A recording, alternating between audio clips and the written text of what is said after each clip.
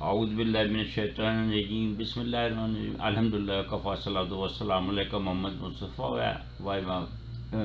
و عباد اللہ الصالحین اصطفیٰ، اما بعد۔ اللہ سبحانہ تعالیٰ نے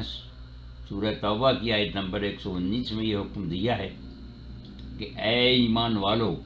اللہ سے ڈرو اور صدیقین میں شامل ہو جاؤ۔ اس سے اچھا موقع کسی کو آئندہ ملے یا نہ ملے، اور ہمیں یہ بھی حکم ہے کہ نیک کام میں دیر نہیں کرنا چاہیے۔ لہذا ہمارا مشورہ یہ ہے کہ سب کو اس حقوق کی تعمیل فوراً شروع کر دینا چاہیے،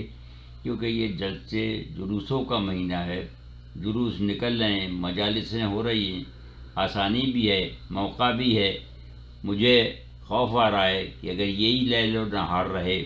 تو نئی نسل ایک قدم اور آگے کہیں نہ بڑھ جائے کہ انہوں نے اپنے مستقبل کے معاملات، جیسے کہ انہیں کیا بننا ہے یا اپنی شادی بیاہ وغیرہ کہاں کرنا ہے، اپنے ہاتھ میں لے لیے ہیں، اور صرف بزرگوں کو اپنے کیے پر ٹھپا لگانے کا کام دے دیا ہے۔ اسی طرح وہ مستقبل میں اچھے مسلمان بننے جا رہے ہیں یا نہیں کا مسئلہ بھی اپنے ہاتھ میں نہ لے لیں۔ یہ سوچ کر کہ کسی نسل کی بگڑی ہوئی عادتیں بڑی مشکل سے جاتی ہیں۔ اگر میں یہ کہوں تو حق بجانب ہوں کہ یہ صدیقوں کا مہینہ ہے، ان کا مہینہ ہے جنہوں نے اسلام کی صداقت ثابت کرنے کے لیے اپنی جانیں دے دیں، مگر ایک منکر عاقبت کے ہاتھ میں ہاتھ دینا پسند نہ کیا، جیسا کہ حضرت امام حسین علیہ السلام کی شہادت سے پہلے شمر کے ساتھ مکالمے سے ثابت ہوتا ہے کہ انہوں نے کہا کہ آپ کے لیے سب کچھ حاضر ہے، آپ یزید کے ہاتھ پر بیعت کیوں نہیں کر لیتے؟ حضرت امام حسین نے فرمایا کہ میں ایک ایسے آدمی کے ہاتھ میں اپنا ہاتھ کیسے دے دوں جو کہ آخرت پہ یقین نہیں رکھتا۔ اور اس طرح انہوں نے دنیا کو دو قرآنی لفظ اتقوا اللہ اور کونوا من الصادقین کی عملی معنی دکھا دیے، اور مثال پیش کر دی کہ ہماری وہ خصوصیت کیا تھی جو کہ ہم میں سے ایک خاتون، یعنی خاتون جنت سلام اللہ علیہ کو خاتون جنت، اور ان کے دونوں شہزادوں حضرت حسن اور حسین کو سرداران جنت قرار دیا گیا۔ نیز امت کے خواص و عوام کو پانچوں وقت کی نمازوں میں ہی نہیں بلکہ ہر نماز کی ہر رکعت میں، چاہے وہ فرض ہو یا نفل ہو، ہم جیسا ہونے کی دعا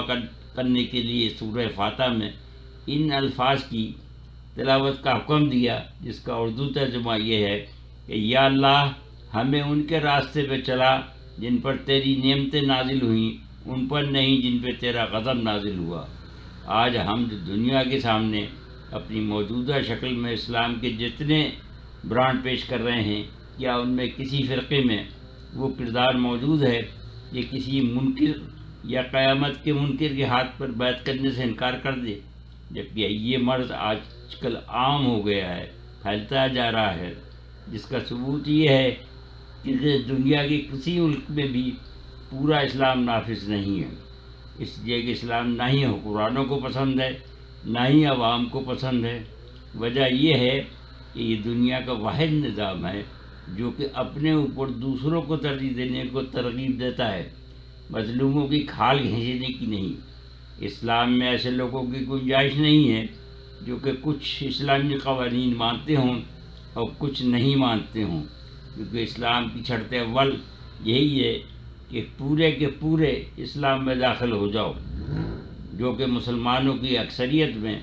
آج کل کہیں نہیں پائی جاتی۔ اس کے علاوہ دوسری وہ جو ان میں کوالٹی دیکھنا چاہتا ہے وہ خدا خوفی اور صداقت ہے، لیکن آج کل کے مسلمانوں کی اکثریت کیا ہے؟ وہ ہے عوامی زبان میں ڈھل مل یقین۔ کہہ سکتے ہیں کہ ایسا یوں ہوا کہ ہم نے کوالٹی کا خیال ہی نہیں رکھا، تعداد کا خیال رکھا۔ اصل میں اس کی اصل وجہ خود مسلمانوں کی اسلام سے لا علمی یا کم علمی ہے، کیونکہ 95% لوگ آج اس بنا پہ مسلمان ہیں کہ ان کے باپ دادا مسلمان تھے، جنہیں اپنے ہی فرائض نہیں معلوم تھے، کہ بطور والدین ان کے فرائض کیا ہیں اور ان کے حقوق کیا ہیں، تو وہ اولاد کی فرائض کیا ادا کرتے، یہی زیادہ سے زیادہ کر سکتے تھے کہ بچے کی پیدائش پر اگر ان کو اذان آتی ہو تو انہوں نے خود ایک کان میں اذان اور دوسرے میں اقامت کہہ دی، بچہ مسلمان ہو گیا۔ اگر اذان ان کو نہیں آتی ہوتی تو مسجد کے مولوی صاحب کو بلا کے بچے کی کان میں اذان دلوا دیتے۔ جبکہ اسلام نے بچے کو اچھا نام دینا، حلال روزی پر پرورش کرنا اور اچھی تربیت دینا، اسلامی اخلاق سکھانا، والدین کی ذمہ داری رکھا اور اس کا بڑا ثواب بھی رکھا۔ ان میں سے خوف خدا، سچ بولنا، سب سے پہلے 3 شرائط تھیں۔ اگر والدین خود ہی سچ نہ بولتے ہوں تو بچوں سے سچ بولنے کی امید کیسے کر سکتے ہیں؟ جبکہ حضور صلی اللہ علیہ وسلم کا ارشاد گرامی ہے جس کا مفہوم یہ ہے کہ مسلمانوں میں سارے دنیا کی برائیاں اور عیب ہو سکتے ہیں مگر جھوٹا مسلمان نہیں ہو سکتا۔ پھر اس سے ملحقہ برائیوں کی طویل فہرست ہے، مثلا بدعہد ہم میں سے نہیں ہے، خیانت کرنے والا ہم میں سے نہیں ہے، وغیرہ وغیرہ۔ اس پر ظلم یہ کہ والدین کی ترجیحات میں اچھا مسلمان بنانا آج کل شامل ہی نہیں ہے، کیونکہ اچھا مسلمان بننے کے لیے اچھا انسان ہونا ضروری ہے، اور اچھا انسان کا موقوت آج کے دور میں ہرگز نہیں بن سکتا، کیونکہ نہ تو وہ رشوت لے گا، نہ لینے دے گا، نہ بدعنوانی کرے گا، نہ کرنے دے گا۔ جبکہ اسلام کے اصولوں میں سب سے اہم اصول یہی ہے جو کہ ہمارا آج کا عنوان ہے کہ اللہ سے ڈرو اور صدیقین میں شامل ہو جاؤ، جبکہ ہم اس سے بہت دور جا چکے ہیں۔ حالانکہ ہم ہمیشہ یورپین ملکوں کی رقالی کرنا پسند کرتے ہیں، وہ بھی صرف فیشن میں۔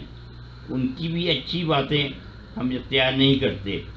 مثلا انصاف و قانون کی بالادستی وغیرہ، جو کہ کبھی ہم میں تھی مگر آج کل جو کہ ان میں سب سے زیادہ ہے۔ پوری دنیا اخلاق کے اعتبار سے تنزلی کی طرف جا رہی ہے، پھر بھی کچھ ملک اچھائی میں اپنی انتہا پر پہنچ چکے ہیں، جیسے جاپان۔ وہاں اگر کوئی شخص کوئی چیز بھول جائے یا اس کی کوئی چیز راستے میں گر جائے تو کوئی اٹھاتا نہیں ہے اور وہ مالک کو وہیں پڑی ملتی ہے، وہ الٹے پیروں واپس جاتا ہے اور اپنی چیز پڑی پاتا ہے۔ ایسا کیوں ہے؟ اس پہ تحقیق کی ضرورت ہے۔ اسلامی ممالک میں چونکہ حکم یہ ہے کہ جہاں علم ملے وہاں سے حاصل کرو، لہذا کوئی حرج بھی نہیں ہے۔ اس کے لیے اسلامی ممالک کمیشن بنا کر اس پہ تحقیقات کرائیں کہ اس دور میں یہ لوگ موضوعاتی کیسے بنے، جبکہ یہ خوبی کبھی مسلمان ممالک میں ہوا کرتی تھی۔ کہیں انہوں نے اور قدروں کی طرح ہماری یہ قدر اس بغل تو نہیں کر لی، جبکہ وہاں وجہ یہ تھی کہ چوری کرنے پہ ہاتھ کاٹ دیا جاتا تھا۔ مگر اب اللہ کے نام پر بنے مسلمان ملک پاکستان کی حالت یہ ہے کہ وہاں اچک کے خواتین کے پرس زبردستی چھین کر بھاگ جاتے ہیں، اور وہیں موجود لوگ ان کے اس کار خیر میں مداخلت بیجا کرنا اس لیے پسند نہیں کرتے کہ اول تو جان کو خطرہ ہے، دوسرے عدالتوں میں مقدموں کو نپٹانے میں وہاں سالوں لگ جاتے ہیں۔ لہذا لوگ عافیت اسی میں سمجھتے ہیں کہ جدھر کوئی واردات ہو رہی ہو اس طرف سے منہ پھیر لو، اور وہاں کے لوگوں کی یہ ادا یہاں سے جانے والوں کو شرمندہ کر دیتی ہے۔ سوال یہ پیدا ہوتا ہے کہ یہاں کے رہنے والوں نے اس پر قابو کیسے پایا ہوا ہے؟ یہ پڑھی ہوئی اخلاقی قدروں کی وجہ سے نہیں، بلکہ اس کی وجہ یہ ہے کہ انہوں نے ایسے طریقہ کار ایجاد کر لیے ہیں کہ ہر قسم کے چور کو خود احتیاط برتنا پڑتی ہے، کیونکہ یہاں یہ رواج نہیں ہے کہ جو ایک دفعہ ملازمت میں آ گیا وہ بوڑھا ہو کر یا ریٹائر ہو کر جائے گا، بلکہ انہوں نے ہائر اور فائر کا اتنا کم فاصلہ رکھا ہوا ہے کہ لوگ خود ڈرتے ہیں اور یہ احتیاط کرتے ہیں، کیونکہ ہائر و فائر ہونے یعنی برطرف ہونے میں فاصلہ بہت کم رکھا ہوا ہے۔ لوگ خود ڈرتے ہیں اور احتیاط کرتے ہیں، یعنی برطرف ہونے میں دیر نہیں لگتی، کسی کی رعایت نہیں کی جاتی، جس پہ عمل کرنا وہاں مشکل ہے۔ وما علینا الا البلاغ۔